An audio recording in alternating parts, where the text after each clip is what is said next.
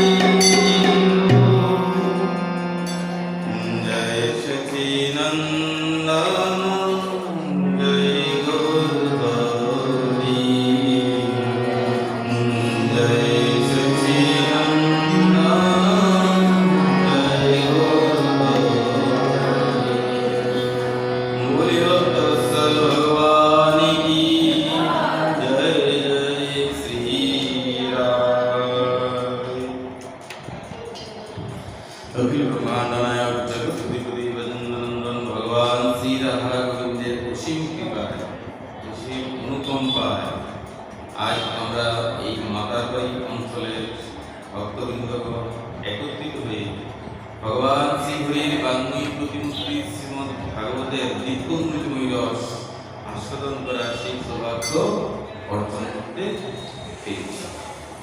বিগত কিছুদিন ধরে আমার অত্যন্ত কৃপাধন্য সেই ঝর্ণা আর দেবীদের অত্যন্ত আগ্রহে সারা দিয়ে এই ভাগবত ভগবান সাক্ষাৎ আজকে ওনার বাড়িতে এসে উপস্থিত হয়েছে।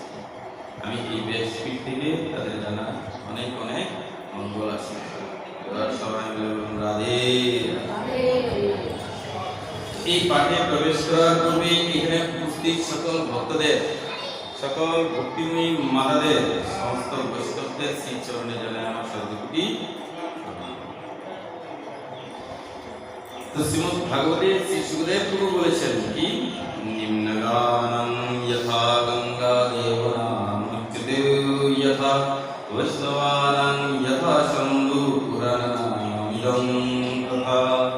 যে প্রকার এই সংসারে সমস্ত নদীগুলির মধ্যে মা গঙ্গা হচ্ছেন শ্রেষ্ঠ, সমস্ত দেব দেবতাদের মধ্যে ভগবান শ্রী হরি হচ্ছেন শ্রেষ্ঠ, ঠিক তদ্রূপ সমস্ত বৈষ্ণবগণের মধ্যে দেবাদিদেব মহাদেব হচ্ছেন সর্বশ্রেষ্ঠ, আর সমস্ত শাস্ত্র গ্রন্থের মধ্যে এই শ্রীমদ্ ভাগবত মহাপুরাণ হচ্ছে সর্বশ্রেষ্ঠ। বলিয়ে শ্রীমদ্ ভাগবত মহাপুরাণী কি। শ্রীমদ্ ভাগবতং শাস্ত্রং কলোকীর্ণভাষিতম। এই কলিযুগে জীবের উদ্ধারের জন্য, বুদ্ধিকে শোধনের জন্য যদি কোনো উপায় রয়েছে, যদি কোনো শাস্ত্র রয়েছে, যদি কোনো গ্রন্থ রয়েছে, যদি কোনো ঔষধ রয়েছে, তাহলে তা শুধু একটি না, সেটা কি? সেটা হচ্ছে এই শ্রীমদ্ ভাগবত। এই ভাগবত হচ্ছে পঞ্চম বেদ। শাস্ত্র কি বলছে? ইতিহাসম পুরাণাম পঞ্চম বেদাম ইতি বেদম। এই ভাগবত হচ্ছে সমস্ত বেদের সার। যত সমস্ত বেদ রয়েছে সবকিছুর সার হচ্ছে এই শ্রীমদ্ ভাগবত। এই ভাগবত এমন একটি গ্রন্থ যার মাধ্যমে একসঙ্গে হাজার হাজার জীবের উদ্ধার হয়ে যেতে পারে, এত পবিত্র এই ভাগবত। কেউ যদি ঘরে বসে বা অফিসে থেকে অথবা দোকানে বসেও মনে মনে চিন্তন করে যে এই ভাগবতের কথা শ্রবণ করতে খুব ভালো লাগে, খুব সুন্দর লাগে, তাহলে কি হয়? এই ভাগবতের কৃপায় সেই জীব ভগবানের কাছে যাওয়ার সেই যোগ্যতা অর্জন করবে, এতটা মহাত্ম। কেন? এই ভাগবত হচ্ছে সাক্ষাৎ ভগবানের বাঙ্ময়ী প্রতিমূর্তি। তেনেং বাঙ্ময়ী প্রতিমূর্তি প্রত্যক্ষ বর্ততে হরে সেবনা শ্রবণা পাঠা দর্শনাত পাপনাশিনী। এর পাঠ, এর পূজা, এর দর্শন অথবা এর শ্রবণ মাত্র জীবের সমস্ত পাপ একদম নাশ হয়ে যায়। এত পবিত্র এই ভাগবত ভগবান কি। সেই জন্য বৃন্দাবনের গোপীগণ বলেছেন কি, কথামৃতং তত্ত্বজীবনং কবিবিদিতং কল্পসাপহম শ্রবণমঙ্গলং শ্রীমদাততং ভুবি গিনান্তিতে ভূরিদা জনা ভুবি গিনান্তিতে ভূরিদা জনা। বৃন্দাবনের গোপীগণ বলছে কি, বলে শ্রবণ মাত্রই শ্রোতার মঙ্গল হয়ে থাকে। শ্রবণ মাত্রই, কোনো নিয়ম কানুনের কথা কিছু বলেনি, বলছে শ্রবণ মাত্রই জীবের কি হয়? মঙ্গল হয়ে থাকে। এতটা পবিত্র ভগবান শ্রীকৃষ্ণের সমস্ত লীলার বর্ণন রয়েছে এই ভাগবতের মধ্যে। আর তার থেকেও বেশি কি রয়েছে? বলে তার থেকেও ভগবানের ভক্তদের জীবনের চরিত্র বেশি বেশি করে বর্ণন রয়েছে এই ভাগবতের মধ্যে। বলে ভক্তের চরিত্র কেন রয়েছে? বলে ভক্তের চরিত্র শ্রবণ করলে ভক্তি অনায়াসে অন্তরে প্রবেশ করতে থাকে, প্রবাহিত হতে থাকে। আর ভগবানের কাছে যাওয়ার সেই যোগ্যতা আমরা অর্জন করতে পারি। আজ থেকে প্রায় 500-550 বছর আগে কলিযুগের পাবন অবতার শ্রী চৈতন্য মহাপ্রভু যখন শ্রীকৃষ্ণের বিরহে কাতর হয়ে কাঁদতেন, কোথায় যাব, কোথায় গেলে সেই ব্রজেন্দ্রনন্দন নন্দনন্দন ভগবান শ্রীকৃষ্ণকে পাবো। আহা হা, জীবনের অর্ধেক সময় তো এইভাবেই পেরিয়ে গেল, জীবনের অর্ধেক সময় তো এইভাবেই পেরিয়ে গেল, কিন্তু শ্রীকৃষ্ণকে তো আর দর্শন করা হলো না। এইভাবে যখন মহাপ্রভু রোদন করে করে কাঁদতেন, তখন কি করতো, অনেক সময় মহাপ্রভু এইভাবে রোদন করতে করতে অচৈতন্য হয়ে মূর্ছিত হয়ে পড়ে যেতেন। তখন সেই সময় ওনার প্রিয় পার্শ্বদ শ্রী রায় রামানন্দ আর স্বরূপ দামোদর মহাপ্রভুকে এই শ্রীমদ্ ভাগবতের কথা শ্রবণ করাতেন। আর ভাগবত কথা শুনেই মহাপ্রভু আনন্দিত হয়ে নৃত্য করতে লাগতেন, যেন মনে হয় ভগবান শ্রীকৃষ্ণ সাক্ষাৎ সামনে দাঁড়িয়ে আছে। বলি ভাগবত ভগবান কি। আর খ্যাম ব্রহ্মসূত্র নাম, ব্রহ্মসূত্রের ভাষ্য হচ্ছে এই শ্রীমদ্ ভাগবত, গায়ত্রীর ভাষ্য হচ্ছে এই ভাগবত, মহাভারতের ভারতত্বের ভাষ্য হলো এই শ্রীমদ্ ভাগবত। তার জন্য মহাপ্রভু কোনো ভাষ্যই রচনা করেননি। কেন? শাস্ত্রম ভাগবতম প্রমাণম, অর্থাৎ অলরেডি এই সংসারে শাস্ত্র আছে। তার নাম কি? তার নাম শুধু একটাই, সেটা হচ্ছে শ্রীমদ্ ভাগবত। এর জন্য মহাপ্রভু কোনো শাস্ত্রই রচনা করেননি। আর তার জন্যই এই ভাগবতকে সর্বশ্রেষ্ঠ বলা হয়েছে। দেখুন ভাগবতের অন্তিম শ্লোকে কি বলা হয়েছে, ভাগবতের সর্বশেষ যে শ্লোকটা সেটা হচ্ছে কি, আপনি উপরে বসুন, নাম সংকীর্তনং যস্য সর্ব পাপ প্রণাশনম প্রণামো দুঃখ সমনো তং নমামি হরিং প্রভু। দেখুন এই ভাগবতের আদি মধ্য আর অন্তে শুধু একটি বিষয়বস্তুকে বারবার বলা হয়েছে, আর সেটা কি, সেটা হচ্ছে একমাত্র হরিনাম। ভাগবতের প্রথম দিকে যাও আর মধ্যে থাকো আর অন্তে যাও, যেখানে যাও সেখানে শুধু একটি কথা কি বারবার বলেছে, কি, হরিনাম। হরের নাম হরের নাম হরের নামৈব কেবলম কলৌ নাস্তিব নাস্তিব নাস্তিব গতিরন্যতা। এই কলিযুগে জীবের উদ্ধারের জন্য শুধু একটি গতি, সেটা কি, একমাত্র হরিনাম। এই হরিনাম ছাড়া জীবের আর কোনো গতি নাই, গতি নাই, গতি নাই। তিনবার বলে দিয়েছে, কয়বার? নাস্তিব নাস্তিব নাস্তিব, মানে আর কোনো গতি নাই। তারপরে জীব হরিনাম করে না কেন? মানুষ মায়ার প্রভাবে সব ভুলে গেছে। মানুষ কি করছে, জীব মায়ার প্রভাবে সেই গোবিন্দকে ভুলে মায়াকে আপন করে ফেলেছে। তার জন্য তার মুখ থেকে এখন আর হরিনাম বেরোয় না। কত সহজ, হরে কৃষ্ণ, এই যে হরিনাম মহামন্ত্র কত সহজ, মহাপ্রভু এটাকে একদম সহজ করে দিয়েছে। এটা আগে ছিল কি, হরে রাম রাম রাম হরে হরে, তারপর হরে কৃষ্ণ। কিন্তু কলির জীব তো মন্দবুদ্ধি, কলির জীব সঠিক মন্ত্র উচ্চারণ করতে পারবে না, মন্ত্র করতে গিয়ে গোলমাল করে। তার জন্য মহাপ্রভু কি করেছেন, এটাকে উল্টিয়ে দিয়েছেন, বলে হরে কৃষ্ণ থেকে শুরু করো। কিন্তু তারপরেও করে না, বলে কেন করেছে? ওই যে রত্নাকর দস্যু, তাকে দেবশ্রী নারদ বলেছিল কি, বলে তুমি রাম রাম বলতে পারবে? বলে না না মহারাজ, রাম রাম আমার মুখ দিয়ে আসে না, অনেক পাপী তো। বলে তাহলে? বলে হ্যাঁ, মরা মরা বলতে পারবো। যে মারো কাটো সবসময় করে, মেরে ফেলে, তো বলে মরা মরা বলতে পারবো। ঠিক আছে, একটা কাজ করো, মরা মরাই তাহলে বলো। আর এই মরা মরা বলতে বলতে কবে যে মুখ থেকে রাম নাম বেরিয়ে গেছে সে নিজেও জানতে পারেনি। দেখুন উল্টা নাম করেও ভগবানকে সে প্রাপ্ত করে ফেলেছে। রত্নাকর দস্যু ছিল, হয়ে গেছে কি মহান বাল্মীকি মহর্ষি, যিনি রামায়ণকে পর্যন্ত রচনা করে ফেলেছেন দস্যু হয়ে। তাহলে আমরা কেন পারবো না? আমরা কি এত পাবি? তো এই কলিযুগে হরিনাম ছাড়া আর কোনো গতি নাই। তার জন্যই প্রেমের ঠাকুর কলির জীবের উদ্ধারের জন্য এই হরিনামকে আমাদের প্রদান করে দিয়েছেন। বলি শ্রী গৌর হরি ভগবান কি। আর মনে রাখবেন, গৌরের কৃপা না হলে কেউ গৌরের কথা বলতে পারে অথবা বুঝতে পারে, এটা কখনোই সম্ভব নয়। গৌরের কৃপা তাকে লাগবেই। যতক্ষণ পর্যন্ত গৌর অনুগত কোনো বৈষ্ণবের আপনি আনুগত্য স্বীকার না করবেন ততক্ষণ পর্যন্ত ভুলেও কোনোদিন কেউ গৌরের কৃপা পাবে না। আমাদেরকে কি করতে হবে? বলে কোন গৌর অনুগত চতুর্সম্প্রদায়ের মধ্যে যে কোনো বৈষ্ণবের তুমি অনুগত্য স্বীকার করে না, তার চরণকে ধরে রাখো, বাস এমনিতেই গৌর তোমাকে কি করবে? বলে কৃপা করে দেবে। আর যতক্ষণ পর্যন্ত গৌরের কৃপা হবে না ততক্ষণ পর্যন্ত শ্রী রাধা গোবিন্দের কৃপা হবে না। তুমি যদি মনে করো যে আমি গৌরকে বাদ দিয়ে রাধা কৃষ্ণের ভজন করবো, কোনো কাজে আসবে না। তোমাকে আগে নদিয়া হয়েই সেখানে যেতে হবে, সেই গৌরের শরণে যেতেই হবে। আর ভগবানের কৃপা না হলে ভাগবতের কৃপাও,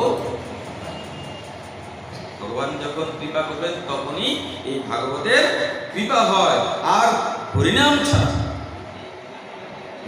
ছাড়া কখনোই হরিকে পাওয়া সম্ভব নয়। কেউ যদি মনে করে যে না আমি হরিনাম করবো না, আমি শুধু সারাদিন যা মনে আছে তাই করবো, কোনো লাভ হবে না। তুমি সারাদিন যত শাস্ত্র করো, গ্রন্থ করো, যাই কিছু তা করো, বেদ পাঠ করো, যাই কিছু করো, তুমি যদি গুরু প্রদত্ত সেই নামকে জপ না করো তাহলে তোমার কোনোভাবেই উদ্ধার হবে। তোমাকে জপ করতেই হবে। গুরু যদি তোমাকে আদেশ করেছে যে তোমাকে 16 মালা করতে হবে, মানে 16 মালা তোমাকে করতেই হবে, দ্যাটস ফাইনাল, যে করেই হোক। গুরু যদি তোমাকে বলেছে 4 মালা করতে হবে, তাহলে তোমাকে 4 মালাই করতে হবে। অনেক সময় অনেকে প্রশ্ন করে বলে, মহারাজ আমার গুরু আমাকে 4 মালার কথা বলেছে, কিন্তু ওকে কেন 8 মালার কথা বললো, ওকে কেন 16 মালার কথা বললো, তাহলে কি আমাকে গুরু বলেছে? না না, গুরুদেব সবসময় শিষ্যের পাত্রতার উপর নির্ভর করে তাকে সেই বস্তু প্রদান করিয়া থাকে। এখন আপনি খেতে পারবেন 1 গ্লাস জল, এখন আপনার মাতা পিতা বলে যদি যে 2 গ্লাস খা, পারবেন? পারবো না। তার জন্য গুরু তো অন্তর্যামী, গুরু সব জানেন যে শিষ্যের ভিতরে কতটুকু ক্যাপাসিটি আছে। তার জন্য গুরুদেব কি করেন? শিষ্যের ভজন দেখে, তার নিষ্ঠা দেখে, তার ক্যাপাসিটি দেখে গুরু কি করেন? তাকে সেই বিধান ইত্যাদি দিয়ে থাকেন। তোমাকে যা বলেছে তাকেই তোমাকে করতে হবে। গুরু যদি তোমাকে বলে যে তোর হরিনাম করতে হবে না, শুধু তুই আমার সেবা কর। কেউ বলছে এই কি বলছিস, তোর গুরু তোকে হরিনাম দেয়নি? বলে না না। বলে কি দিয়েছে? বলে সেবা করতে দিয়ে, তোকে দিয়ে কাজ করাচ্ছে। আমাদের গুরু দেখ আমাদেরকে হরিনাম দিয়েছি। এই সমস্ত আলতু ফালতু জিনিসে যাওয়ার কোনো প্রয়োজন নেই। গুরু যদি তোমাকে বলে যে তুই শুধু আমার সেবা করবি, তাতেই তোমার ভগবত প্রাপ্তি সম্ভব। মনে রাখবে, গুরুর আদেশকে ছেড়ে আমরা নিজেদের মন মর্জি মতো যাই কিছু করি না কেন, কোনো কাজে লাগবে না। কেন? গুরুই হচ্ছেন গোবিন্দ। গুরু ব্রহ্মা গুরু বিষ্ণু গুরুদেব মহেশ্বর, গুরু সাক্ষাৎ পরব্রহ্ম তস্मै শ্রী গুরুবে নমঃ। বলিয়ে সদ্গুরুদেব ভগবান কি। তার জন্য গুরুর আশ্রয় নিতে হবে। গুরু বিনা যে কৃষ্ণ বোঝে কি হয়? কোটি কল্প সে কোথায় বোঝে? বলবো তো, তোমাকে গুরু ধরতে হবে। কিসের গুরু? বলে সদ্গুরু। গুরু অ্যাভেলেবেল পাওয়া যায় মার্কেটে, কিন্তু সদ্গুরু এত সহজে পাওয়া যায়। রাধে রাধে। তার জন্য সেসব মহাপুরুষগণ, সেসব সাধুগুরু বৈষ্ণবগণ সবসময় একটি উপদেশ করেন। কি করেন? বলে হরিনাম বিনা জীবনে আর কোনো গতি নাই, নাকি? হরিনাম বিনা জীবন বেকার, হরিনাম বিনা জীবন বেকার, হরিনাম বিনা জীবন বেকার, কৃষ্ণ নাম বিনা জীবন বেকার, কৃষ্ণ নাম বিনা জীবন বেকার, হরিনাম বিনা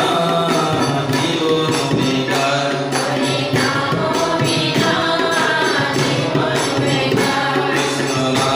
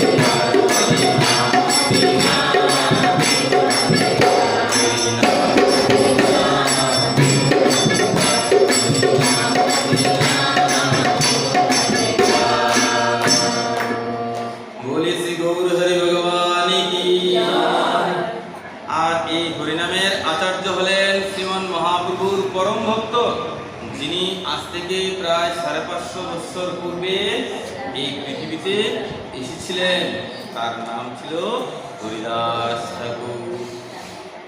আর এই ইতিহাস তো এই কথাই বলে যে দ্রাপর যুগের ব্রহ্মাই কলিযুগে এই হরিদাস ঠাকুর হয়ে এসেছিলেন। কেননা দ্রাপর যুগে ব্রহ্মাজি ভগবানের কাছে অপরাধ করেছিল। কি অপরাধ করেছিল? ব্রহ্মাজি ভগবানের শ্রীকৃষ্ণের যে সেই ছোট ছোট গো বাছুরগুলি ছিল সেগুলিকে চুরি করে অপহরণ করে নিয়ে চলে গেছিল।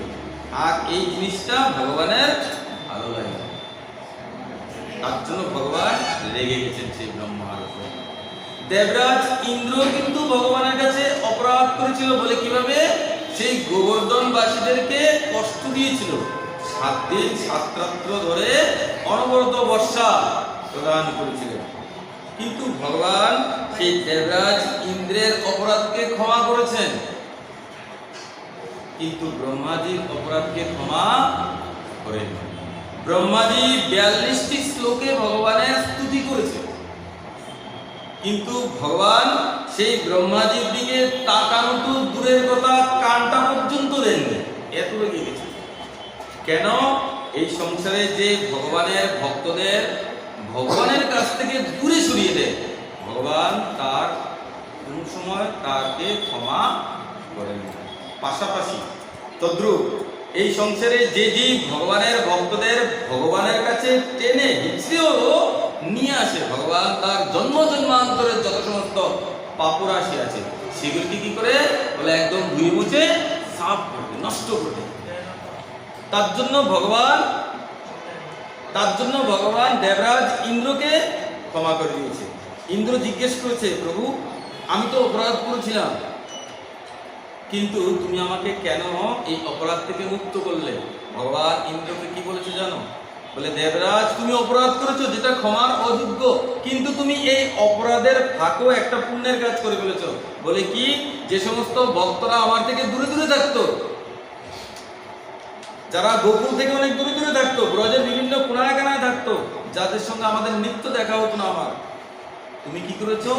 এই 7 দিন আর এই 7 রাত্রি ধরে যে বর্ষণ করেছো, সেই বর্ষণের কারণে তারাও আমার কাছে এসে পড়েছে, আর আমি তাদের সঙ্গে থাকতে পেরেছি। তার জন্য আমি তোমার সমস্ত অপরাধকে কি করলাম বলে ক্ষমা করে দিলাম। বুঝলেন তো? মনে রাখবেন, কে যদি আপনাকে বলে এই কোথায় যাচ্ছে, বলে পাঠে যাচ্ছে, বলে আরে পাঠে গিয়ে কি করবে? বলে পাঠে গিয়ে কি করবে? বলে চল না একটু তাদের বাড়িতে যাবো, একটু গল্প করবো, আড্ডা খেলবো, একটু তাস খেলবো। মনে করবে সে হচ্ছে তোমার পরম শত্রু। কেন? সে তোমাকে হরি বিমুখ করে দিল। তুমি যাওয়ার কথা কোথায় ছিলে? বলে ভগবানের কাছে, কিন্তু সে তোমাকে মায়ার মধ্যে নিয়ে ফেলে দিল। অর্থাৎ তোমাকে গোবিন্দ দর্শন সে কি করলো? বিমুক্ত, মানে নষ্ট করলো। আর কেউ যদি কাউকে ঘাড় ধাক্কা দিয়ে বলে যা পাঠে যা ভগবানকে গিয়ে প্রণাম কর, ইচ্ছে করছে না তারপরে জোর করে পাঠিয়েছে, হয়তো লৌকিকতার দৃষ্টিতে সে তোমার শত্রু মনে হবে, বলে আমাকে সারাক্ষণ শুধু ভজন করতে বলে, ভালো না? কিন্তু মনে করবে সে পরমার্থিক কল্যাণের জন্য তোমার পাশে বসে আছে, ডাল হয়ে বসে আছে, তোমার ছত্রছায়া হয়ে বসে আছে। তোমাকে সে চায় কি যেন তুমিও সেই গোবিন্দের কৃপা পেয়ে যাও। কেন? বলে দেখুন, ওষুধ যে ডাক্তার দেয় না, সেই ওষুধ খেতে কি মিষ্টি লাগে? আরাম লাগে কারোর? লাগে না, তিতাই তো লাগে, বিরক্ত লাগে, তারপরে তো খেতে হয়। আচ্ছা ডাক্তার কি রুগীর অবস্থা বুঝে মিষ্টি ওষুধ, তিতা ওষুধ এগুলি দেয়? ডাক্তার যেটা প্রয়োজন তাকে সেটাই প্রদান করে। ডাক্তার যদি মনে করে যে তাকে ছুরি দিয়ে কাটতে হবে, তাহলে কাটবেই কাটবে। তাতে যদি রুগী ব্যথা পাবে, কিন্তু তাকে অপারেশন করতেই হবে। কেন? এতে তার মঙ্গল লুকিয়ে আছে। ঠিক তদ্রূপ কেউ যদি তোমাকে বকেও হরির কাছে পাঠায়, মনে করবে সে তোমার পরম বন্ধু। এরকম বন্ধুর চরণ বা এরকম বন্ধুকে কখনো ত্যাগ করতে। তার জন্য ব্রহ্মার অনেক আফসোস হয়েছে, পশ্চাতাপ করছে মনে মনে। আপনি যদি কোনো পাপ করেন, আর পাপ করার পর যদি পাপের অনুশোচনা করেন, পশ্চাতাপ করেন, তাহলে মনে রাখবেন ভগবান আমাদের এই পাপকে সঙ্গে সঙ্গেই নষ্ট করবে। পাপ করে যদি পাপের অনুশোচনা না করা হয়, তাহলে সেই পাপ থেকে বাঁচার কোনো রাস্তা নেই। অনুশোচনার দ্বারা পাপ খণ্ডিত হয়ে যায়। পশ্চাৎ করলে হ্যাঁ আমার দ্বারা অন্যায় হয়েছে, আমার দ্বারা পাপ হয়েছে, সেটাকে স্বীকার করতেই ভগবান সঙ্গে সঙ্গে তার সমস্ত পাপ কি করে শেষ। কেন? তিনি হচ্ছেন ভক্ত বৎসল। ভক্তের বৎসলতা তিনি স্বীকার করেন। ভক্ত যা চায় তিনি তাই করিয়ে থাকেন, এত কৃপা করেন। এরকম কৃপালু ভগবান আমার জানা মতো তো আর এই জগৎ সংসার করবে। তার জন্য তার আরেকটি নাম কি? ভক্তবৎসল। বলি ভক্তবৎসল ভগবান কি। তো পশ্চাতাপ দেখা দিয়েছে সেই ব্রহ্মাজি, আর ব্রহ্মাজির পশ্চাতাপের কারণে তিনি কি করেছেন? এই কলিযুগে হরিদাস ঠাকুর হয়ে এক মুসলিম পরিবারে এসে আবির্ভাব হয়ে গেছে। জীবনের শুরু থেকেই ওনার মধ্যে ছিল ভগবান শ্রী হরির প্রতি অগাধ অসাধারণ প্রীতি। আর একদিনে তিনি 3 লক্ষ হরিনাম করতেন। কয়বার? 3 লক্ষ হরিনাম। 3 লক্ষ হরিনাম নিতে নিতে ওনার 22 ঘন্টা পেরিয়ে যেত। কত ঘন্টা? কত ঘন্টা একদিন হয়? বলে 24 ঘন্টা। তার থেকে 22 ঘন্টা বাদ দেওয়া থাকে কয় ঘন্টা? বলে 2 ঘন্টা। এই 2 ঘন্টায় তিনি নিত্য নৈমিত্তিক প্রাকৃতিক কাজ থেকে শুরু করে খাওয়া দাওয়া শোয়া এগুলো বিচার করবে কিরকম ভক্ত। 22 ঘন্টা হরিনাম করতেন, 3 লক্ষ হরিনাম করতেন। কিভাবে হরিনাম করতেন? বলে হরে কৃষ্ণ হরে কৃষ্ণ কৃষ্ণ কৃষ্ণ হরে হরে হরে রাম হরে রাম রাম রাম হরে হরে হরে কৃষ্ণ হরে কৃষ্ণ কৃষ্ণ কৃষ্ণ হরে হরে হরে রাম হরে রাম রাম রাম হরে হরে হরে কৃষ্ণ হরে কৃষ্ণ কৃষ্ণ কৃষ্ণ হরে হরে।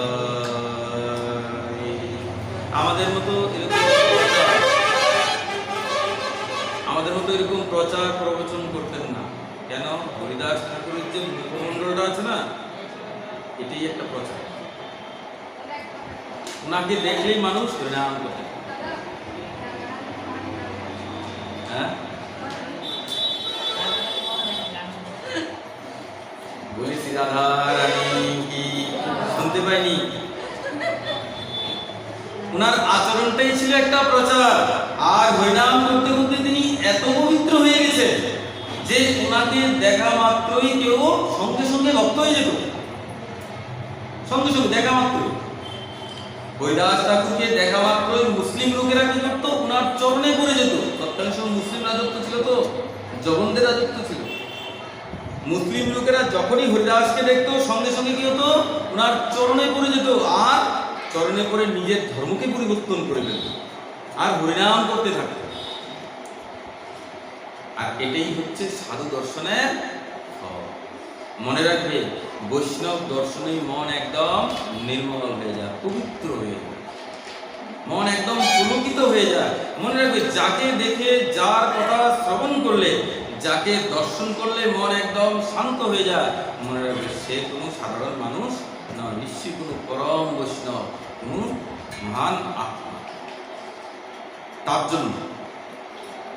তার জন্য বৈষ্ণবকে সবসময় তার অলঙ্কার, আভূষণ ইত্যাদি পরে থাকতে হবে। বৈষ্ণবের অলঙ্কার কি? সোনার হার। কি বৈষ্ণবের অলঙ্কার হচ্ছে এই যে মাথায় ঊর্ধ্বকুণ্ড তিলক, কণ্ঠে কণ্ঠী, হার নয় কিন্তু এতটুকু এদিকে না, কণ্ঠী যেন কণ্ঠের মধ্যে দেখা যায়, আর মাথার পেছনে শিখা। এই তিনটা হচ্ছে বৈষ্ণবের প্রথম বৈশিষ্ট্য। এবার ধুতি কর্তার জায়গায় অনেক সময় কর্মক্ষেত্রের প্রয়োজনে তাকে শার্ট প্যান্টও পরতে হয়, তাতে কোনো দোষ নেই, ঠিক আছে। কিন্তু এই তিনটা জিনিস তার মধ্যে থাকতেই হবে। বলে কেন? আর মাথায় তিলক করলে না একদম স্পষ্ট করে মোটা করে করতে হয়। বলে কেন? বলে দূর থেকে দেখেই যেন কোনো ভক্ত, কোনো মানুষ চিনতে পারে যে না কোনো কৃষ্ণ ভক্ত আসছে, কোনো হরি ভক্ত আসছে। আর সে না চাইলেও তার মুখ থেকে এই হরিনাম বেরিয়ে যাবে। সে চাইছিল না, তার মুখ থেকে হয়তো তার 1 বছরও তার মুখ থেকে এই হরিনাম বেরোনি, হয়তো তার গত 6 মাস ধরেও তার মুখ থেকে রাধারানীর নাম একবারও বেরোনি, কিন্তু ওই বৈষ্ণবের দর্শনের ফলে সে যদি হাসি দিয়েও, ইয়ার্কি মেরেও, ঠাট্টা করেও এই ভগবানের নাম নেয়, বলে তাতেও তার কি হয়? মঙ্গল হয়ে যায়। হরিনাম তুমি যেরূপেই নাও না কেন, তাতেই জীবের কি হয়? বলে কল্যাণ হয়ে থাকে। দেখে তো আগুনে যদি তুমি হাত চোখ বন্ধ করে ঢুকাও, জ্বলবে না পূর্বে? বলে দুইটি হয়ে যাবে। আর যদি দেখে শুনে হাত ঢুকাও, তাতেও কি হবে? বলে হাত জ্বলে পড়ে যাবে। বলে না দেখেও দিলেও জ্বলবে, আর দেখে দিলেও জ্বলবে। ঠিক তদ্রূপ হরিনাম তুমি রেগে নাও, তুমি আনন্দে নাও, তুমি বিরক্ত হয়ে নাও, তুমি খুশি হয়ে নাও, তুমি শ্রদ্ধাযুক্ত হয়ে নাও, তুমি অশ্রদ্ধাযুক্ত হয়ে নাও, যেই রূপেই তুমি নাও না কেন, তাতেই জীবের মঙ্গল হয়ে থাকে। এত মঙ্গল এই হরিনাম। তো সে যে কেউই হতে পারে, সে একটি বাচ্চাও হতে পারে, সে একটি বৃদ্ধ হতে পারে, সে একটি নারীও হতে পারে, আবার সে একটি পুরুষ হতে পারে, সে যে কেউই হতে পারে। তার জন্য যখনই কোনো বৈষ্ণবকে দেখবে, যখনই কোনো সাধু গুরু বৈষ্ণবকে দর্শন করবে, সঙ্গে সঙ্গে তাকে একটি অন্তত একটিবার দণ্ডবোধ প্রণাম করবে। কারণ সাধুর আশীর্বাদেই ভক্ত হওয়া সম্ভব। সাধুর কৃপা ছাড়া কোনোদিনও ভগবানের কাছে যাওয়া। এই যে আজকে এখানে ব্যাসপীঠে বসেছি, এটাও কোনো না কোনো সাধু গুরু বৈষ্ণবের কৃপাতেই হয়তো সেটা হয়েছে, নচেত আমার দ্বারা সম্ভব না। এখানে আপনাদের মতন পরম বৈষ্ণবদের উপদেশ করা। উপদেশকর্তা মানে কি? এই সংসারে উপদেশকর্তা মানে কি? যারা উপদেশ করে তাদেরকে শিক্ষাগুরু বলা হয়। আপনাদের থেকে বয়সে কম, ভজনে কম, আয়ুতে কম, অভিজ্ঞতায় কম, তারপরে উপদেশ করছি। এই যে হচ্ছে, এটা আমি করছি না, রাধারানী করাচ্ছে। তার জন্য করছি। যেদিন রাধারানীর কৃপা শেষ হয়ে যাবে, সেদিন এই বুক থেকে একটি কথা, গত কিছুদিন আগে এরকম হয়েছিল, 15 দিন ধরে গলা ভাঙা। আমি ভাবতেই পারিনি যে আজকে যে অনুষ্ঠানটা হবে, সব দিকে পাঠ বন্ধ হয়ে গেছে, গলা থেকে সাউন্ড বেরোচ্ছে। কিন্তু দেখুন রাধারানীর কৃপা, আর বিশেষ করে ভক্তের আগ্রহ। এই যে সীমার ঝর্ণা, তাদের ঐকান্তিক আগ্রহে বারবার ফোন করে, দাদা কবে একটু আসুন না, একটু আসুন না, একটু আসুন। অনেক ভক্তি কি ছিল, জীবন পরিবর্তন হয়ে গেছে। জীবন তুমি আলোচনা আছে এখানে সীমা, সেই দামোদর মাস থেকে জীবন পরিবর্তন এই পাঠের মাধ্যমে হয়েছে। জিজ্ঞেস করুন, পাঠ শ্রবণ করতে করতে কবে যে ভক্ত হয়ে গেছে। আর বলে কি, বলে আপনার কথা মতো এখন নিরামিষ খাওয়া শুরু করে দিয়েছে। কত ভালো লাগে। আমার এই পাঠের উদ্দেশ্য কি? শুধু হরিনাম করা। বলে হরিনাম করলে কি হবে? বলে এখন করবে, কত করে সব ভুলে যায়। কিন্তু এই হরিনামটাকে যদি তুমি মনোযোগ দিয়ে শ্রবণ করো, তাহলে এইখান থেকেই হয়তো একজন ভক্ত ফট করে বেরিয়ে আসবে। বলে মহারাজ আমি এখন থেকে হরিনাম করবো, আজ থেকে আমি এই সমস্ত অপত্য কুপত্য এগুলো আর খাবো না। দেখুন আজকে 6 মাস 7 মাস ধরে ছেড়ে দিয়েছি। আর আমাকে বলছি কি, বলে এখন খাবেন আমার হাতে। এতদিন তো খেতেন, এখন খাবেন, এখন তো আমি নিরামিষ খাই। কত সুন্দর, মানে আস্তে আস্তে কি হচ্ছে, বলে আপডেট হচ্ছে। জীবনের পরিবর্তন হওয়া প্রয়োজন। এক জায়গায় থাকা প্রয়োজন নয়। মানে কেন? বলে কাল আমাদের মাথায় এসে বসে আছে, কি নিয়ে? বলে বন্দুক নিয়ে। কখন টিগারের মধ্যে চাপ দেবে আর টপ করে সেই দুনিয়া থেকে চলে যেতে হবে, কেউ জানে না, কেউ জানে না যে কখন চলে যাবে। তার জন্য ভজন কবে থেকে করবো? বলে যখনই শুনবে তখন থেকে হরিনাম করা শুরু করে দাও, তাহলে তোমার কল্যাণ হয়ে যাবে। প্রেম সে বলো রাধে। এদিকে কি হয়েছে, সেই গ্রামের এক মুসলিম ব্যক্তির এই জিনিসটা আর ভালো লাগেনি। সে কি করেছে, সে অনেক চেষ্টা করেছে সেই হরিদাস ঠাকুরের ভজনকে বন্ধ করানোর জন্য। যখন আর কোনোভাবে ভজনকে বন্ধ করাতে পারছে না, সে কি করেছে, তখনকার দিনের এক বিখ্যাত নৃত্যাঙ্গনা ছিল, তার নাম হলো হীরাবাই। সে দেখতে খুব সুন্দরী নৃত্যাঙ্গনা। সেই মুসলিম ব্যক্তি সেই নৃত্যাঙ্গনার কাছে গেছে। অনেক সময় ভাষাটাকে চেঞ্জ করতে হবে, পরিস্থিতির উপর নির্ভর। বাচ্চা বাচ্চা বসে আছে তো, তার জন্য নৃত্যাঙ্গনা বললাম, ঠিক আছে, বুঝে যাবেন যা বোঝার। তো সেই মুসলিম লোকটা গিয়ে সেই নৃত্যাঙ্গনাকে বলছে, হীরাদাস মানে হীরাবাইকে বলছে, বলে হীরাবাই, এই হরিদাস ঠাকুরের ভজন বন্ধ করাও, তার হরিনাম বন্ধ করাও। তাকে অনেক অর্থ দেওয়া হলো, আর বলা হলো কি, তুমি হরিদাস ঠাকুরের হরিনাম বন্ধ করাও। সেই হীরাবাই বলছে কি, সেই হীরাবাইয়ের মধ্যে এত আত্মবিশ্বাস ছিল, সে বলছে কি, মাত্র 3 দিন। কদিন? মাত্র 3 দিন আমাকে দিন, আমি এই 3 দিনেই এই হরিদাসকে হীরা দাসী বানিয়ে দেব। বলে আমার দাস বানিয়ে ফেলতে হবে, এই হরিদাসকে আমার চরণে নিয়ে আন। এই বলে সেই মুসলিম ব্যক্তি সেখান থেকে অর্থতত্ত্ব ইত্যাদি দিয়ে চলে গেলেন। আর সেই হীরাবাই একদিন কি করলেন, সেই হীরাবাই একদিন সেই হরিদাস ঠাকুরের কুটিয়ায় গিয়ে উপস্থিত হলেন। আর কুটিয়ায় গিয়ে হরিদাস ঠাকুরকে বলছেন প্রণাম। হরিদাস ঠাকুরকে ভজন করছেন, যখন 2-3 বার প্রণাম করেছেন, তখন হরিদাস ঠাকুর বলছেন, প্রণাম প্রণাম, আসুন দেবী আসুন, আপনাকে আমার কুটিয়ায় স্বাগত, বলুন আমি আপনার কি সেবা করতে পারি। সেই হীরাবাই বলছে, আমি আপনাকে বিবাহ করতে চাই, আমি আপনাকে বিবাহ করতে চাই, আমি আপনার সঙ্গে সংগম করতে চাই, আমি আপনার কাছে থাকতে চাই। হরিদাস ঠাকুর বলছেন, বলে ঠিক আছে, আপনার মনের ইচ্ছা আমি অবশ্যই পূরণ করব, কিন্তু 3 লক্ষ হরিনাম করার নিয়ম আছে, আমি একটু সেরে নেই, আপনি একটু এখানে অপেক্ষা করুন, যেই না শেষ হয়ে যাবে সঙ্গে সঙ্গে আমি আপনার মনের ইচ্ছা পূরণ করব। এই বলে সেই হীরাবাই সেখানেই বসে গেলেন। আর এদিকে সেই ঠাকুরজি হরিনাম জপ করতে লাগলেন। আর এদিকে 2-3 ঘন্টা পেরিয়ে গেছে, দেখতে দেখতে 2-3-4 ঘন্টা এরকম পেরিয়ে গেছে। সে যে এসেছিল না হীরাবাই, সে এবার তপ্ত হতে লাগলো, বিরক্ত হতে লাগলো। হ্যাঁ, এরকমই হয়, আমাদের জীবনে অনেক সময় এরকমই হয়। মনে রাখবে, এই হরিনাম কিন্তু সবাই নিতে পারে না, এই হরিনাম সবাই শুনতেও পারে না, এত সহজ নয় কিন্তু এটা। একটা কথা কিন্তু মন দিয়ে শুনবে, এটা কিন্তু একদম সাধারণ কোনো বিষয়বস্তু নয়। অনেকে বলে এটা সাধারণ, যার কিছু নেই সে কি করে হরিনাম করে, তার তো অন্য কিছু কাজ নেই। সাধারণ বস্তু নয়, পারবে না তুমি এক জায়গায় একসঙ্গে 8 ঘন্টা বসে থাকতে হরিনাম করতে। কিন্তু হ্যাঁ, সিনেমার জন্য 3 ঘন্টা থাকবে, হরিনামের জন্য 8 ঘন্টা এক জায়গায় কখনই বসে থাকবে। এটা এরকম নয় যে রাস্তা দিয়ে যাচ্ছিলাম আর কোথাও শুনেছি ভাগবত কথা হচ্ছে, এসে বসে গেলাম, এরকম না। এটা পেছনে কিন্তু অনেক বড় রহস্য লুকিয়ে থাকে, অনেক বড় গোপন কথা লুকিয়ে থাকে। শ্রীমদ্ ভাগবতে মহর্ষি বেদব্যাস বলেছেন কি, ভাগে দয়েন বহুজন্ম সমর্জিতেন সৎসঙ্গম চ লভতে পুরুষো যদা বৈ অজ্ঞান হেতু কৃতমোহ মদান্ধকার নাশং বিদায় হি ততোদয় বিবেক।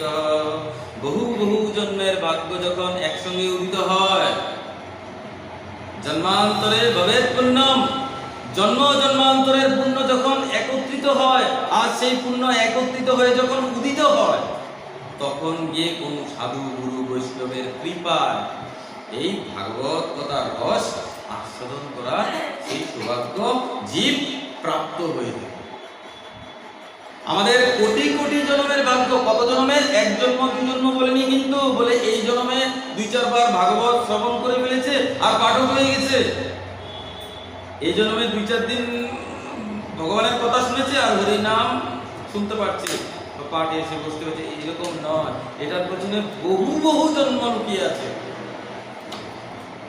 বহু বহু জন্মের যখন পুণ্য একত্রিত হয় তখন এই হরির প্রতি রুচি হয় কিছুটা, আর বাকিটা সাধু বন্ধু ঈশ্বরের কৃপায় সেটা পূর্ণতা প্রাপ্ত হয়।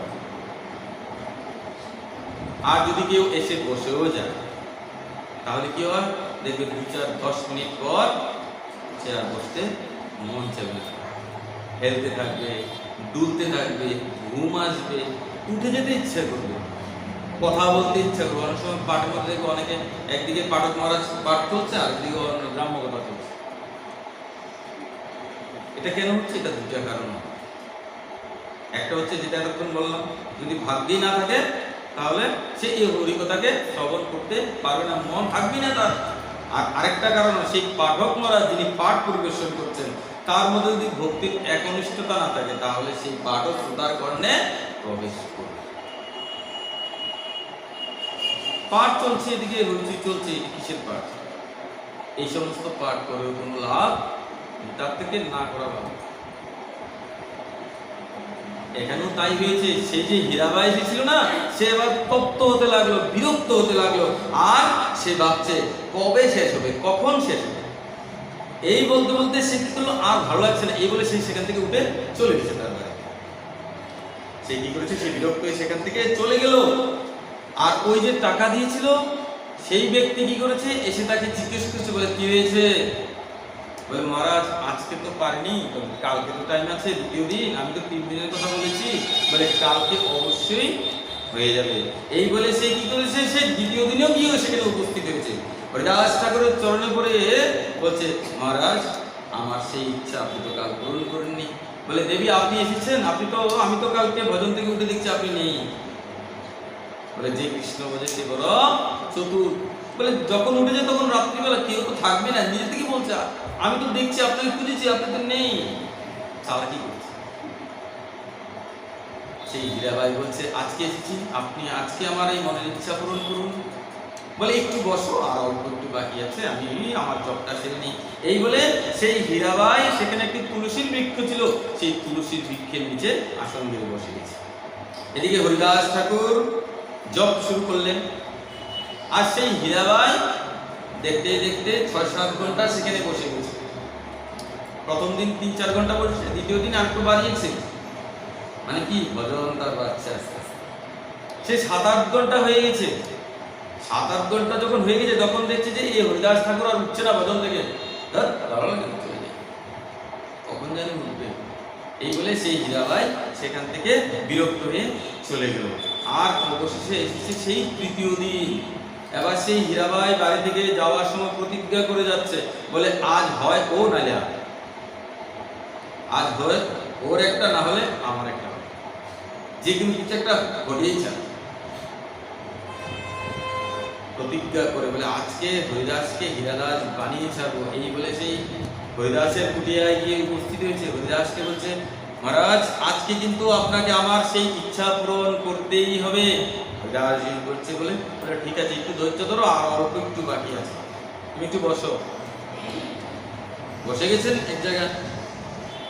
সেই হীরাবাই দেখতে দেখতে 1 ঘন্টা পেরিয়ে গেছে, 2 ঘন্টা, 3 ঘন্টা, 4 ঘন্টা, 5 ঘন্টা, 10 ঘন্টা, 15 ঘন্টা, এই করে করে 22 ঘন্টা পেরিয়ে গেছে। কত ঘন্টা? 22 ঘন্টা পেরিয়ে গেছে। আর যখনই 22 ঘন্টা পেরিয়েছে, হরিদাস ঠাকুর নিজের সেই ভজনকে সমাপ্ত করেছেন। ও যে এসেছিল না হরিদাসের পবিত্রতাকে ভঙ্গ করতে, সেই হীরাবাই এবার হরিদাসজির চরণে পড়ে কাঁদতে লাগলেন। চরণে পড়ে কাঁদতে লাগলেন, প্রভু আমাকে ক্ষমা করে দিন, প্রভু আমাকে ক্ষমা করে দিন, আমি তো অনেক বড় পাপ করে ফেলেছি। কৃষ্ণ বলে, আমি তো পাপ করতে এসেছি, আমার তো অনেক বড় অপরাধ হয়ে গেছে, আমি অপরাধ করে ফেলেছি, আমায় ক্ষমা করুন। এই বলে সে নিত্যাঙ্গনা সেই হীরাবাই কাঁদতে লেগেছে, চরণে পড়ে জোরে জোরে কাঁদছে। হরিদাস ঠাকুর তো পরম সাধক, পরম সাধু। সাধুর মন দেখবেন কি হয় বলে সঙ্গে সঙ্গে রেগে যায়, আবার যদি কেউ একটু অপরাধ ক্ষমা চেয়ে নেয় সঙ্গে সঙ্গে সাধুর মন আবার গলে যায়। অপরাধ ক্ষমা চেয়েছে সঙ্গে সঙ্গে সেই হরিদাস ঠাকুর বলছেন ঠিক আছে যাও, আর টানতে হবে না। হরিদাস ঠাকুর তখন বললেন যাও তুমি গিয়ে কৃষ্ণ নাম করো, তুমি গিয়ে কৃষ্ণ ভজন করো, তুমি হরিনাম করো, তুমি কৃষ্ণ ভজন করো। খুব সুন্দর। নভজ কৃষ্ণ কহ কৃষ্ণেরি গুণ গাও, কৃষ্ণ নামে সর্বসিদ্ধি পরম গতি পাও। কৃষ্ণ ভজ কৃষ্ণ কহ কৃষ্ণেরি গুণ গাও, কৃষ্ণ নামে সর্বসিদ্ধি পরম গতি পাও। হরে কৃষ্ণ হরে কৃষ্ণ কৃষ্ণ কৃষ্ণ হরে হরে,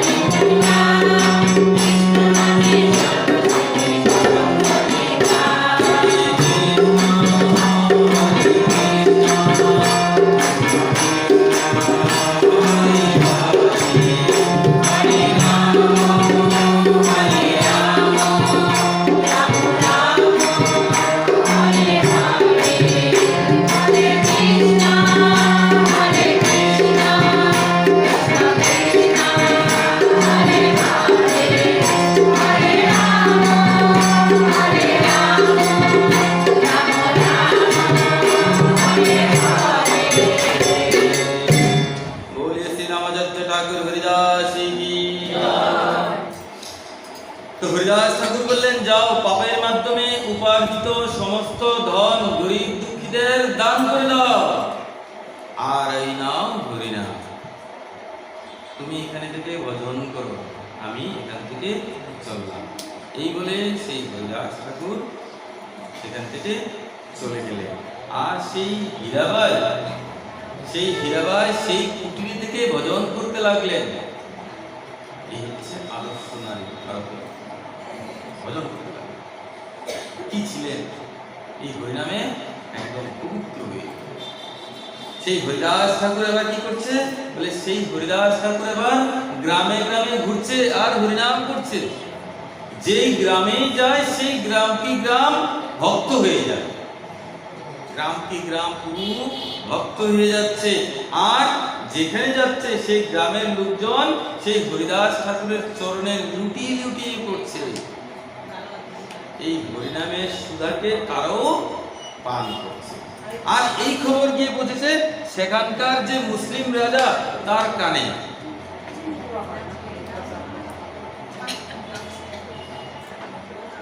দেখুন, আমরা যে আজকাল ভজন করি তো যাই পারি করে তো কত সুখে থেকে আমরা ভজন করি না?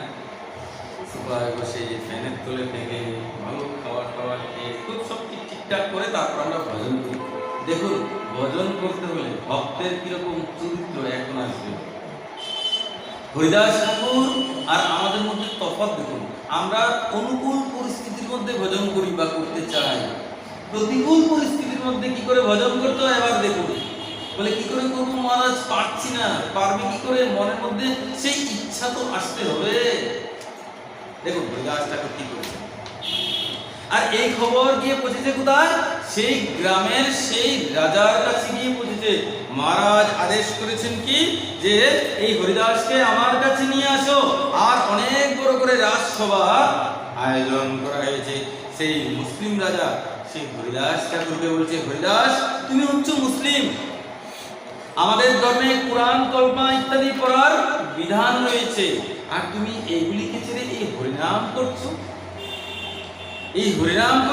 হরিদাস ঠাকুর বললেন কি, মহারাজ আমি আপনাকে অনেক শ্রদ্ধা করি, অনেক সম্মান করি। আপনি যদি চান তাহলে আমি এই কোরআন কলমা এগুলি করতে রাজি আছি, কিন্তু এই হরিনামকে আমি ছাড়তে পারবো না। মহারাজ বলছে কি, কিন্তু হরিদাস তোমাকে তো এই হরিনাম ছাড়তেই হবে, না হলে কি হবে? বলে দণ্ড পেতে হবে,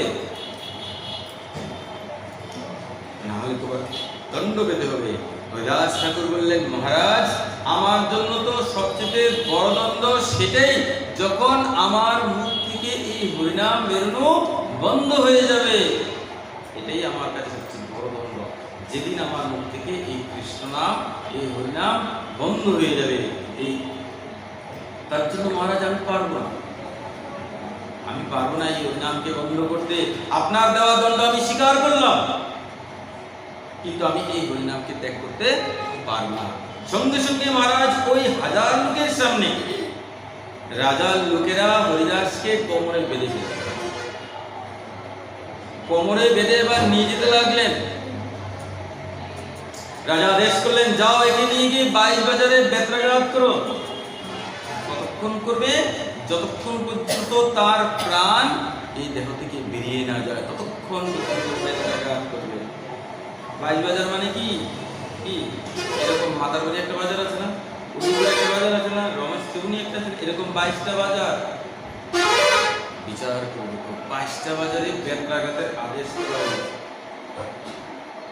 সঙ্গে সঙ্গে সেই রাজার লোকেরা হরিদাস ঠাকুরকে নিয়ে বাজারের কোনো একটা চৌরাস্তার মোড়ের মধ্যে এসে দাঁড় করালেন।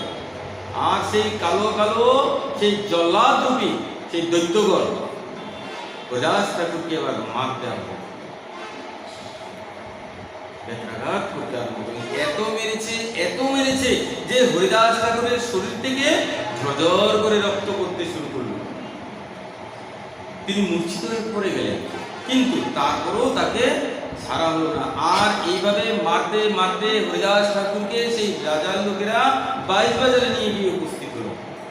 সেই 4 জল্লাদ সেই চার জল্লাদ হরিদাস ঠাকুরকে বলছে, হরিদাস তুই মরছিস না কেন, তুই মরে যাচ্ছিস না কেন? তোকে মারতে মারতে আমাদের এই হাতগুলি পর্যন্ত অবশ হয়ে গেছে, আমাদের এই হাতগুলি অবশ হয়ে যেতে লাগলো। তোর শরীরে আর কোনো জায়গা বাকি নেই যেখানে আমরা মারতে পারবো। কৃপা করে তুই আমাদের রক্ষা কর, তুই মরে যা, না হলে তো মহারাজ আমাদের মেরে ফেলবেন। হরিদাস ঠাকুর কি বলছেন জানো? বলছে খন্ড খন্ড হই यदि ये तन प्राण তবু না বদনে আমি না ছাড়িব হরিনাম। তোমরা আমাকে মেরে দাও, তোমরা আমাকে খন্ড খন্ড করে টুকরো টুকরো করে দাও, তারপর আমার মুখ থেকে এই হরিনাম বের বন্ধ হবে না। কেন? যে এই গৌরকে ভালোবেসেছে, যে এই কৃষ্ণকে ভালোবেসেছে, সে কোনদিন তাকে ছেড়ে থাকতে পারে না, থাকতেই পারে না। সে এই গৌর কথাকে ছেড়ে কখনোই থাকতে পারে না। গৌর তার অত্যন্ত প্রিয় হয়ে যায়। কেন? ওই যদি ছেড়ে দিলে চলে যায়, যদি ছেড়ে দিলে তাহলে যদি একবার চলে যায় তাহলে আর পাবো? ওরে ছেড়ে দিলে সোনার গৌর আর তো পাবো না, আমি ছেড়ে দিলে সোনার গৌর আর তো পাবো না, না ছেড়ে দেব না, তোমায় মাঝারে রাখবো, ছেড়ে দেব না, তোমায় মাঝারে রাখবো, ছেড়ে দেব না। ওরে ছেড়ে দিলে সোনার গৌর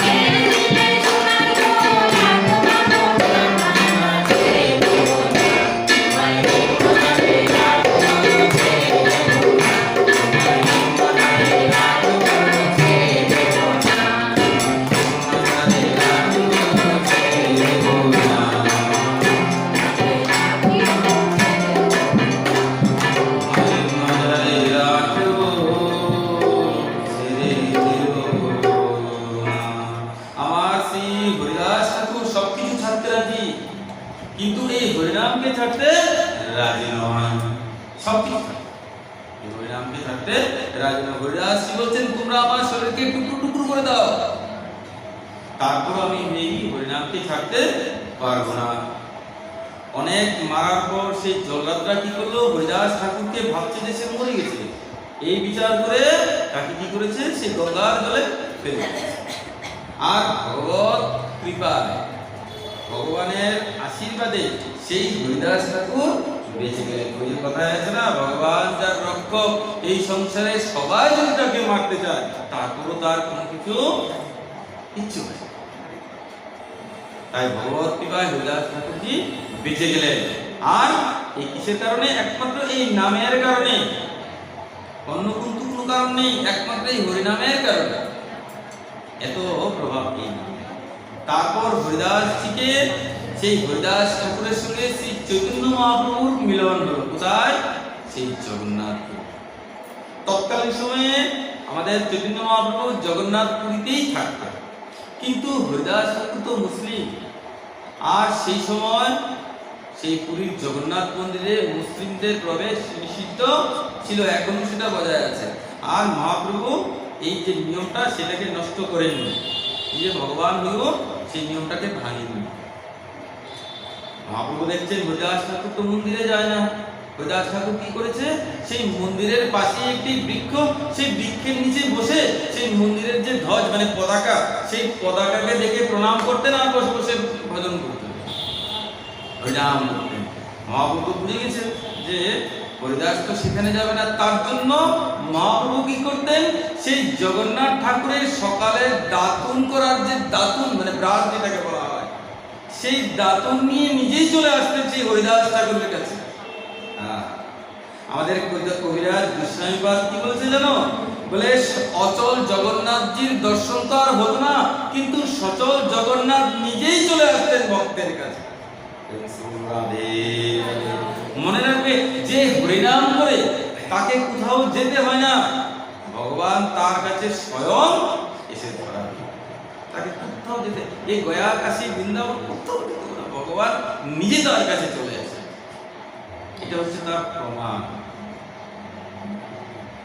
কি হয়েছে, নাম জপ করতে করতে এবার সেই হরিদাস ঠাকুর ভোজন পর্যন্ত মানে খাওয়া দাওয়া পর্যন্ত বন্ধ করে দিল। 5 দিন হয়ে গেছে কিছু খায় না, 5 দিন ধরে কিছু খায় না। আর এই খবর গিয়ে বলছে কোথায়, বলে আমাদের মহাপ্রভুর কাছে। মহাপ্রভু কি করেছেন, জগন্নাথের যে ভোগের যে প্রসাদ, সেই প্রসাদ এনে হরিদাস ঠাকুর বলছেন, হরিদাস এই নাও প্রসাদ খেয়ে নাও। হরিদাস ঠাকুর বলছেন, না না প্রভু, এখন আমি আর এগুলি খেতে পারবো না। বলে কেন, বলে এই হরিনামই এখন আমার খাওয়ার। এরকম ভক্ত দেখো, হরিনামকে খাচ্ছে, বলে এই হরিনামই এখন আমার ভোজন, আমার এই খাওয়ার দরকার নেই। মহাপ্রভু বলছেন, হরিদাস তোমাকে আর এই হরিনাম করতে হবে না। আমার তো মানে অনেক সময় ভাবতে অবাক লাগে যে এই মহাপ্রভু যে পরম্পরায় প্রবেশ করেছেন, সেই ব্রহ্মমধ্য গৌরীয় সম্প্রদায়ের একজন ভক্ত হতে পেরে, একজন সাধারণ দাস হতে পেরে আমি নিজেকে অনেক ভাগ্যবান। সেই মহাপ্রভু ভগবান হয়ে আজকে তার ভক্তকে বলছে, তোমাকে হরিনাম করতে হবে, তোমার হয়ে গেছে যা হওয়ার, তুমি সিদ্ধি প্রাপ্ত করে ফেলেছ, তুমি এখন খেয়ে নাও। কিন্তু সেই হরিদাস তো হরিদাস, দৃঢ় নিশ্চয় আমি হরিনামকে শুধু গ্রহণ করব। আর এই করতে করতে সেই হরিদাস ঠাকুর মহাপ্রভুর চোখের সামনে নিজের দেহটাকে সেখানেই ত্যাগ করে দিলেন। কত বড় ভাগ্যবান, সে ভগবানের সামনে নিজের দেহকে ত্যাগ করে দিয়েছে। কিন্তু আসল আশ্চর্য তখন হয়েছে যখন, আসল আশ্চর্য তো তখন হয়েছে যখন এই হরিদাসের শরীরকে, এই হরিদাসের শরীরকে মহাপ্রভু নিজের দোনো হাতে তুলে নিয়ে পুরীর রাজপথে নিজে নৃত্য করতে করতে হরিনাম করতে করতে চললেন। বিচার করে দেখুন, একটা কুকুর এসে 10 জন তাকাচ্ছে, মানে হরিনামের মনোযোগ নেই। যার কুকুর সেই দেখো, সবাই ওদিকে তাকানোর কোনো প্রয়োজন নেই। ফ্রেন্ডস বলো রাধে রাধে। তো কি হয়েছে, সেই হরিদাস ঠাকুরকে মহাপ্রভু নিজের দুনো হাতে করে কোলে নিয়ে পুরীর রাজপথ ঘুরছে। বিশাল করে দেখুন একটা সব মৃতদেহ, তাও জবন। আমরা কি তাকে ছুঁয়েছি স্নান কর, বাড়িতে ঢোকার আগে কি বলে বলে আগুন শুদ্ধি করে নিয়ে স্নান করে ঢুক, ঠাকুর করে ঢুকিস না, অপবিত্র আছিস। কিন্তু এখানে শাস্ত্র কি বলছে? বৈষ্ণব, বৈষ্ণবের মধ্যে কোনো সুচিতা ইত্যাদি কোনো ঝামেলা নেই। বৈষ্ণব মারা গেলে কোনো শৌচ অশৌচের কোনো কিছু নেই। কিসের আবার কিসের সেবা পূজা ইত্যাদি বন্ধ? তুমি নিজে প্রত্যেকদিন খাচ্ছ, ভগবানকে খাওয়ানো বন্ধ করে দিয়েছো, বাহ ফাইন শুরু। বলে 11 দিন কোনো পরিশ্রম করতে হবে না। বুঝলে তো? ঠাকুরকে তুমি খাওয়াচ্ছ মানে প্রত্যেকদিন তুমি তাকে খাওয়াতে হবে, যদি তুমি বৈষ্ণব ধর্ম মধ্যে আসো। আর এমনিতে গার্হস্থ্য জীবনে এটা আলাদা, বেদের নিয়ম কানুনগুলি মানব পালন করতে বৈষ্ণবদের কোনো শ্রাদ্ধবদ্ধ ইত্যাদি হয় না। এগুলি সাধারণ জীবদের জন্য। বৈষ্ণবের জন্য কি বলে ভান্ডারা, বৈষ্ণব সেবা, 45 দিনে বৈষ্ণব সেবা বাস শেষ, আর কিছু করতে হবে না। এই 16 জন এগুলি কোনো প্রয়োজন নেই। বৈষ্ণব সে ভিখারি, তার কাছে কিছু নেই, কি করে করতেই করবে? হ্যাঁ, করতেই করবে। হরিদাস ঠাকুরের কাছে কিছু আছে না? মহাপ্রভুর কাছে কিছু আছে? খালি হাতে তাকে ভিক্ষা করে ঝোলা করে চলে, কোত্থেকে আসবে? আজকে সেই হরিদাস ঠাকুরকে মহাপ্রভু ভগবান হয়ে নিজের কোলে নিয়ে পুরীর রাজপথে ঘুরছেন। আহা কি আনন্দ! আর ঘুরতে ঘুরতে নৃত্য করতে লাগলেন। দেখুন কত ভাগ্য সেই হরিদাস ঠাকুরের। আর শেষে সেই পুরীর সমুদ্রের তটে এসে উপস্থিত হলেন। আর সেখানেই এই হরিদাস ঠাকুরকে সমাধি করা হলো। আর সেদিন মহাপ্রভু ঘোষণা করেছেন, যেহেতু আজকে এই হরিদাস ঠাকুর এই পুরীর সমুদ্রের জলে স্নান করেছে, তার জন্য এই পুরীর সমুদ্র আজ থেকে মহাবৃত্তিতে পরিণত হয়ে গেল। বলিয়ে পুরীধাম কি! সেখানেই সেই সমুদ্রের তীরে হরিদাস ঠাকুরের সমাধি করলেন। নিজের দুনো হাতে মহাপ্রভু ভিক্ষা করলেন। বলে কেন? বলে আজকে হরিদাস ঠাকুরের শ্রাদ্ধানুষ্ঠান হবে, তোমরা যে যা পারো আমার ঝুলিতে ভরে দাও। আর মহাপ্রভু যা কিছু পেয়েছেন সেগুলি দিয়ে কি করেছেন? বলে খুব সুন্দর করে ভান্ডারার আয়োজন করেছেন, বৈষ্ণব সেবার আয়োজন করেছেন। সবাই মিলে খুব সুন্দর কীর্তন করেছে, বাস প্রসাদ পেয়েছে, আর সেই হরিদাসকে অর্পণ করেছে। আজকে স্বয়ং ভগবান তার ভক্তের জন্য ভিক্ষা করলেন।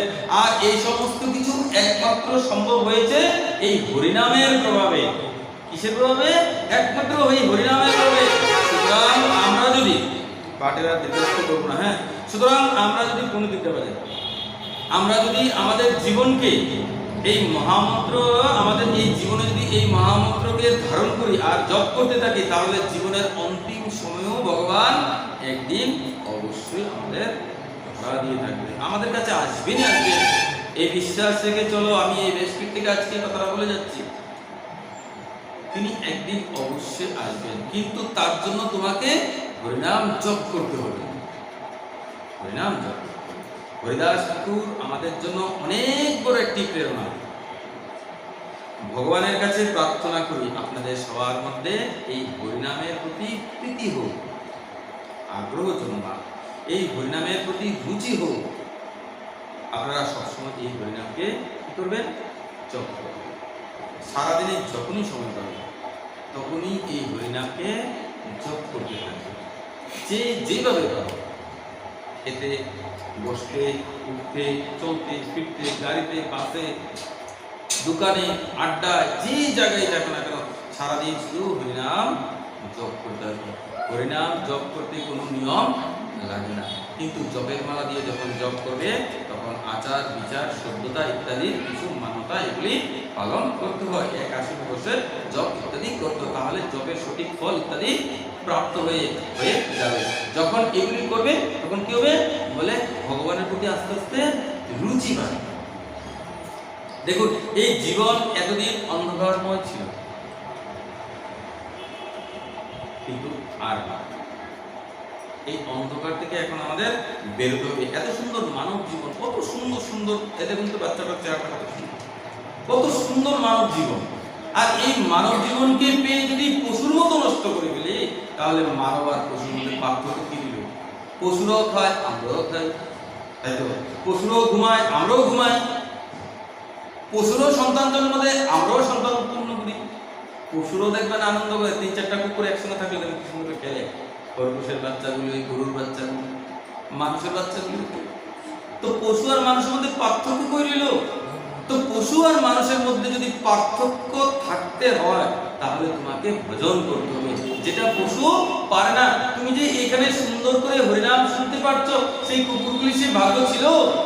তোমরা তো তাড়িয়ে দিয়েছো তাদের, সেই ভাগ্য সেই পশু নেই, যেটা মানবের আছে, সেটা পশু নেই। তার জন্য মানব হয়ে যেহেতু আমরা জন্ম হয়েছি, এই মানব জীবনকে কি করতে হবে? সার্থক করতে হবে। মনে রাখবে, প্রত্যেক জীবের মধ্যে ভগবানকে দর্শন করতে হবে। এই নয় যে শুধু সাধুকে ভগবান ভাবলাম, মানে ওনার মধ্যে ভগবান আছে আর কোনো জীবের মধ্যে নেই, এরকম নয়। প্রত্যেক জীবের মধ্যে ভগবান আছে। ভগবান বলেছে, আমি সর্বভূতের মধ্যে প্রবেশ করে আছি। যখন এই ভেদাভেদ নষ্ট হয়ে যাবে, যখন সবার মধ্যে গোবিন্দকে দেখবে, তখন দেখবে কোনো জীবের উপর আর হাত উঠাতে মন চাইবে না, চাইবে না। কেননা তার মধ্যে তোমার সেই প্রাণ গোবিন্দ বসে আছে, কি করে তাকে মারবো, কি করে তার উপর হাত উঠাবে? আরে তার মধ্যে তো ভগবান বসে আছে। তখন এই হাতটা তার জন্য সময় থাকতে থাকতে আমাদের সেখান থেকে বেরিয়ে আসতে হবে। মনে রাখবে, যাদেরকে আজকে আমরা মেরে মেরে খাচ্ছি, তারাও একদিন আমাদেরকে এইভাবেই মেরে মেরে খাবে। হিসাব একদম বরাবর। তুমি যদি আমাকে একটা চর মারো, আমি কিন্তু তোমাকে ছাড়বো না, আমিও তোমাকে একটা না, প্রয়োজনে সুদে আসলে আরো 3টা দেবো। ছাড়বে? আমি যদি তোমাকে একটা গালি দিই, তাহলে তুমিও তো আমাকে একটা দেবে না, ছেড়ে দেবে? ছাড়বে না, এটা কলিযুগ। সুতরাং আমরা যা করব আমাদেরকে তা দিতে হবে। সুতরাং এই যে কৃত্য, এটা একমাত্র পাপ। বলে আমরা তো হরিনাম করি, হ্যাঁ হরিনাম তো করছো, হরিনাম করছি, কিন্তু এই পাপের দ্বারা সমস্ত পুণ্য কি হয়? বলে নষ্ট হয়ে যায়। যেরকম পাপের দ্বারা পুণ্য নষ্ট হয়, ঠিক তদ্রূপ পুণ্যের দ্বারা পাপ নষ্ট হয়ে যায়। যা সেভিং হচ্ছে সেটা আবার খরচ হয়ে যাচ্ছে। তার জন্য খরচ যেন না হয়, আমাদেরকে এই সমস্ত আজে বাজে নোংরা খাবার, এই সমস্ত যে অভ্যাস, এইগুলি থেকে আমাদেরকে সরে আসতে হবে। শুধু আমি ওই সমস্ত খাবারের কথা বলছি না, যারা পান খায়, যারা বিড়ি সিগারেট খায়, খৈনি খায়, গুটখা খায়, মাদক দ্রব্য, সব কিছু থেকে সরতে হবে। কেননা এই শরীর ভগবানের কাছে যাওয়ার জন্য যোগ্য থাকে না, তার জন্য এই সমস্ত জিনিস থেকে বিরত হতে হবে। যদি আমরা বিরত হয়ে ভগবানের নাম জপ ইত্যাদি করতে পারি, তাহলে অবশ্যই আমরা ভগবানকে এই জীবনেই পেয়ে যাব। আমাদের মাঝে উপস্থিত হয়েছেন আমাদের উদয়পুর জগন্নাথ মন্দিরের প্রধান পুরোহিত শ্রী হরিপদ প্রভু, ওনার জন্য জোরে একটা হাততালি। তাই আজ থেকে এই সমস্ত নোংরা খাবার আর খাবো না। আর এটাই হচ্ছে আমার দক্ষিণা। কে দক্ষিণা দিতে চায়? দেখি আর তো দেখি। হ্যাঁ, ওখানে চিন্তা করবে অনেকে। দক্ষিণা দেওয়া কিন্তু এত সহজ নয়। কয়জন? 2-3 জন। দেখলেন তো, এতক্ষণ পাঠ করে লাস্টে দক্ষিণা দিতে চায় না। দক্ষিণা না দিলে কি হয়? বলে পাঠ শ্রবণ করে কোনো লাভ হয় না। দক্ষিণা তো দিতে হবে। এই অর্থের দক্ষিণা চাই না কিন্তু। দেখুন, এই অর্থের দক্ষিণা চাই না। রাধারানীর কৃপায় আমার সব আছে, কিন্তু যে দক্ষিণাটা আমার প্রয়োজন সেটা হচ্ছে কি? বলে এখন থেকে আমরা আর এগুলি খাবো না। যদি বলতে লজ্জা হয় তাহলে মনে মনে সংকল্প করো, আর 6 মাস পরে আমাকে ফোন করে বলবে যে প্রভুজি মহারাজ, আমি আজ থেকে এগুলি ত্যাগ করে দিয়েছি, মনে মনে সংকল্প নিয়েছিলাম, আপনার কথাকে রেখেছি। যেরকম তার 3 জন করেছে, এই মাতাজিকে একদিন বুঝিয়েছিলাম। এসে গেছেন আপনি? রাধে রাধে, ওনার জন্য একটা জোরে হাত তালি। তো এই কথাগুলি বলে আজকে আমরা শ্রীপাঠের আমরা এখানে বিশ্রাম নিলাম। বলি ভক্তবৎসল ভগবান কি জয়, বৃন্দাবন বিহারী লাল কি জয়, শ্রীমদ ভাগবত মহাপুরাণ কি জয়, উপস্থিত সকল গৌর ভক্ত বৃন্দ কি জয়, নিতাই গৌর